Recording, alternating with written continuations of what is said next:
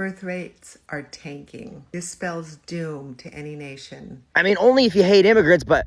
Oh, never mind. The population is still increasing in every single region in the world except Europe. And even in the places that is decreasing, the populations are remaining pretty stable because of net immigration. You know, you can solve population replacement problems by inviting people over if you're, not a bigot. And the population's over doubled in the past 50 years. Maybe slowing down isn't such a bad thing.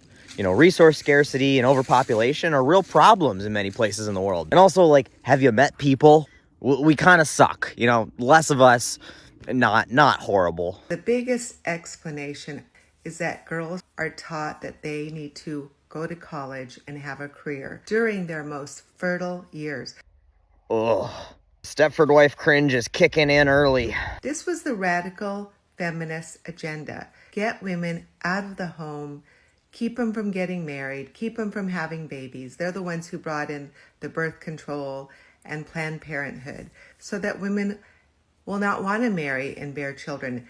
Make phrases like barefoot and pregnant in the kitchen seem awful to women today. Is it just me, or did anybody feel the ghost of Loretta Lynn winding up to backhand a bitch? No radical feminist agenda made those things sound awful. They just sound awful. Ever occur to you that maybe women don't want to be a broodmare, but lack of access to contraceptives, education, and financial freedom forced them to get married to Earl? I mean, it'd stand to reason that if cooking and cleaning and catering to 3 screaming children and a fat, balding, middle-aged alcoholic who beats off to Victoria's Secret magazines because he's not attracted to you anymore, but he's legally tied to you, was so appealing, more women would be doing it of their own volition, regardless of if they had access to birth control and college degrees. Unless, of course, you're suggesting that women are too stupid to make their own life decisions, which is, honestly something you're doing a really good job trying to sell. But fortunately, most of us know enough strong, intelligent women to see that you're the exception, not the rule. So they've convinced them to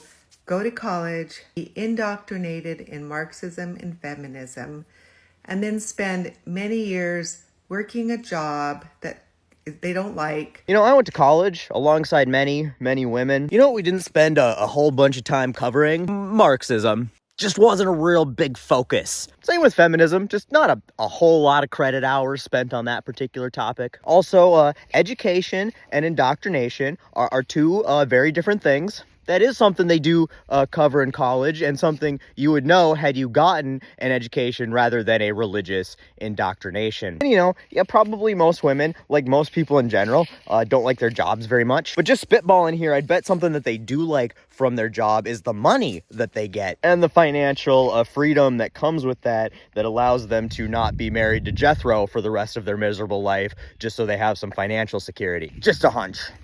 Being home, being married, having children is wonderful. It's not oppression. I had my grandchildren here today and we did puzzles. I watched them outside. We weeded together. It's not oppressive at all. Even when they were little and I was sick, I would just have them around my chair, watching them, training them, teaching them. And I was on my own schedule. I could take my time doing whatever I wanted to do. All of that sounded awful. It actually sounds like you can't do whatever you want to do. It sounds like you have to look after children. I'm just saying, my significant other and I don't have children, and that means we can actually do whatever we want to do, like get drunk on a Tuesday, because sometimes a Tuesday just seems like a good drunk day, unless of course you have to do parenting, which still makes it a good drunk day, but that makes you a bad parent. And we get to go on vacation a few times a year because we're not spending all of our money on children. And then when we're on vacation,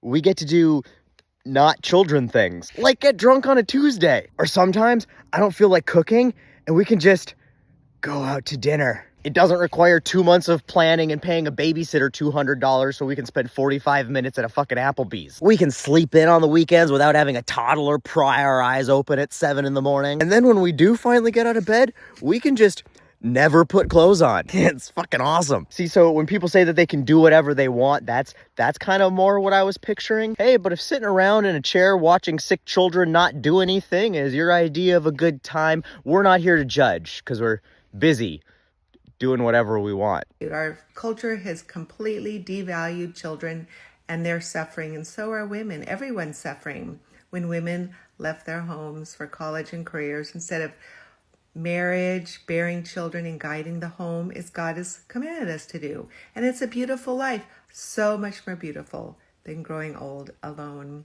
Women, take a different path. Oh, that was gross. We were so close to finding common ground, because I agree. Society doesn't value children and women, and everybody is suffering. But unfortunately, I was a tad too optimistic. Let's be very fucking clear here. Women having an education and financial independence isn't devaluing children. The people you voted for your whole miserable life, cutting education funding, cutting social assistance for things like food and housing security, voting against a maternity leave and universal health care, voting for tax cuts for the wealthy and wage stagnation for everybody else. So the cost of living has skyrocketed, but people aren't making any more money. So both people in a relationship are forced to work full time just to bring in enough money to pay the bills, and they can't afford kids, but if they have them, they certainly don't have enough time to spend with them. This isn't the 1950s anymore, Grandma. Bob can't go work 40 hours in a factory pulling a lever and get a paycheck big enough to afford a house in the suburb, a stay-at-home wife, 3 kids, and 2 cars. Remember, y'all said it was okay for the rich people to ship those jobs overseas and pay Chinese children to do them so they could pocket the money and buy another yacht. Women aren't choosing to have a career over having children. They have a career because without one, they can't fucking afford children. And also because, you know what? Maybe they want to have a career and that's their fucking choice. Maybe they want to have an education. Maybe they want to travel and see the world so they can develop a personality and a friend group so they don't end up alone and old and miserable with their entire personality in life being hoping their grandchildren come over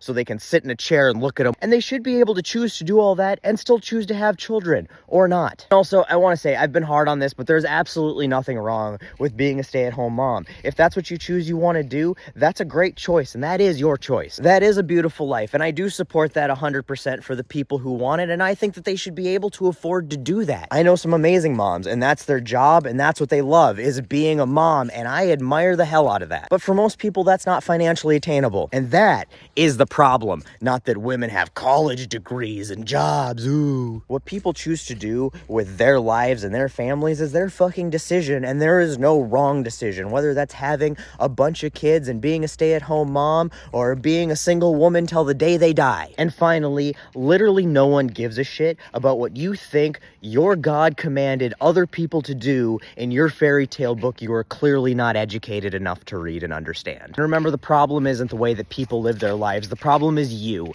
the people you voted for, and the propaganda you've perpetuated. Be better.